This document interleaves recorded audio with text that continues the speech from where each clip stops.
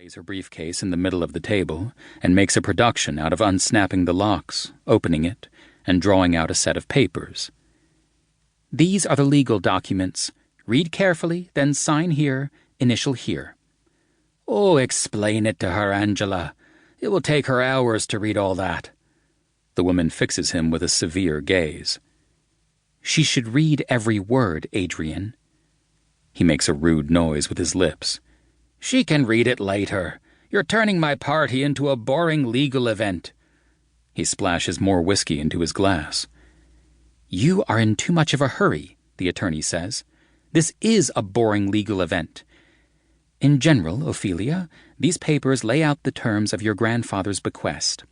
Your signature indicates that you accept his gift of the building, the business, and everything within these walls, along with an account into which he has deposited a sum of money for your use. You accept all of my obligations, the old man interrupts, with emphasis. It's part of the language. You should read it, Angela says. We can wait. You can wait. I'm paying for every minute you are here. Once she's signed, Ophelia will be paying. We could have done this in my office. That's ridiculous. It needs to happen here, tonight. Fee takes the papers and tries to read, but the arguing is distracting. The whiskey has set up a quiet buzz in her head, and worry over her grandfather's atypical behavior aggravates everything. She scans through it, 5 pages of densely written legalese that twists on itself and makes her go back and reread over and over. Still, she only grasps the highlights, the terms already pointed out.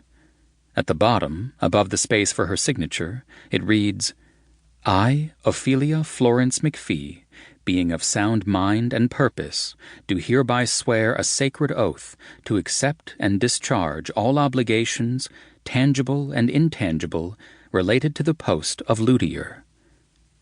An unusual phrasing. Something in her belly objects. The walls seem to be closing in, and she pushes the paper away. Why now? If you want me to have it, can't you just leave it to me in a will?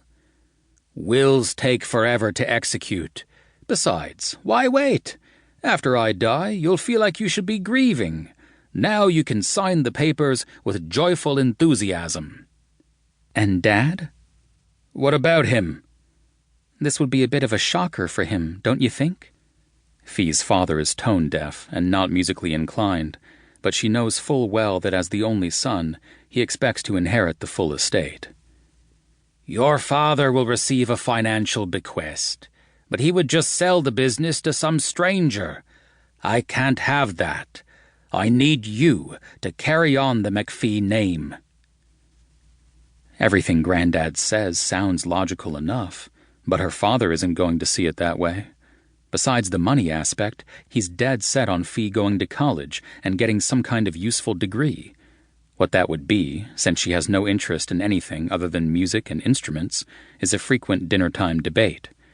But he won't be at all happy about her taking over the luthier business. Would I move in with you then? She asks, half dizzy with possibilities. Live here? And what's the intangible part all about? I don't understand. Her grandfather rolls his eyes. What is it with young people today?